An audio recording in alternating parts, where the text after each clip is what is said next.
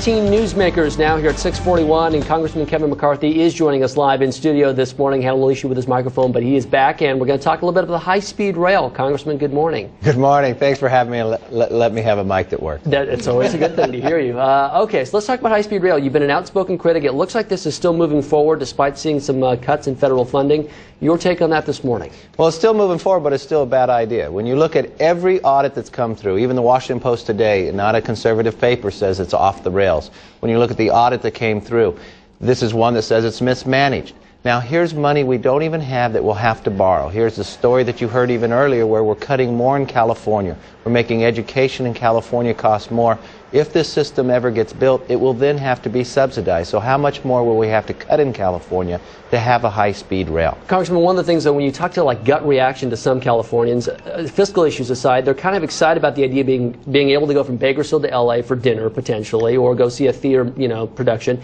And they say, hey, you could bring more people here. They could go work down in LA and come back up here. It would be good for the economy. Then have the private sector pay for it. If you look at their business model, they say millions of people will ride it in the Central Valley. Only 750,000 people in the Central Valley take a plane or train right now. So the numbers don't add up. I mean, there's a lot of things. I would love a great big beautiful house, but I can't afford it, so I don't extend myself. Why do you extend somebody else's money just because you think it's a good idea? If it's such a great idea, have the private sector invest and pay for it. Right. You're tying up money. You're tying up billions of dollars in the future because you'll have to subsidize every rider who rides the train. I'm not willing to give up on California's education system, infrastructure system, and everything else because for a high-speed rail. I would support a high-speed rail if the private sector wanted to put the money into it. All right, let's get to another issue that's high on your priority list, but apparently also high on other people's priority list as well, the Water Reliability Act. You saying that this piece of legislation you're introducing is actually a throwback, right? Well, it's a piece of legislation that in 1994 we had the environmental community get together with the farmers. Everybody gave. People held this accord, the Bay Delta Accord, as the one act that could save, one, the valley, the environment, and everybody else. Now you have where other things have gone on, where less water comes into the valley. So we say, let's take the Bay Delta Accord. Feinstein said it was a great agreement.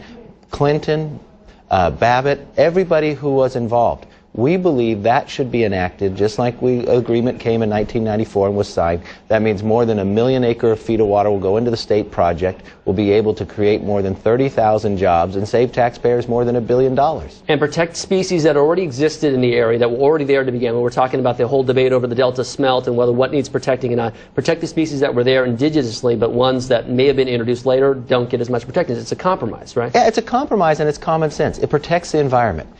Protects the species that have grown up here and been here, not those that have been introduced later. That's not the way it was created, and I think it's a compromise that on both sides that everybody held as the agreement that they would support. And the one compromise that I think is going to be a tough one in Washington, D.C., the debt ceiling. We basically have reached the amount of money, it's like credit cards, right, in Washington and the nation. We've reached the amount of money we can financially borrow right now. There's a push right now to maybe increase the debt ceiling. Republicans, I'm assuming, probably not going to let that happen? I think there's a better way to manage. I know Democrats on the other side think they can't be overdrawn because they have more checks in their checkbook. But the problem being is we have hit our debt ceiling. We have to change the way we've done business. You cannot borrow $1.5 trillion every year. We borrow mainly from 5 countries, the largest being China.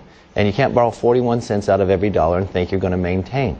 So we believe you have to make cuts and also put caps in so you can't continue to expand as you go further. But the big word being compromise there, Congressman, do you think the Republicans that you're part of the leadership of are going to be able to get to the table and agree on a level of cuts that are palatable to both the Republicans and the Democrats? Look, we're at the table right now. We've been sitting down with this president for a long time to sit down and say there is a new path and a new direction that the American public wants. And we'll see if the president would agree with us and be able to move forward. All right. What's the threshold, in your opinion, in terms of how much you want to see cut right now? Well, the threshold I'd like to see us be able to cut more than we're actually trying to raise the debt limit for. The other thing I'd like to see is that caps put in and put us on a path to a balanced budget. Reform the entitlement system of where we're going to and actually pay down this debt where we have new opportunities and hopes for a future beyond. All right. Congressman Kevin McCarthy joining us live in studio, covering a lot of ground this morning. Thank you for coming in.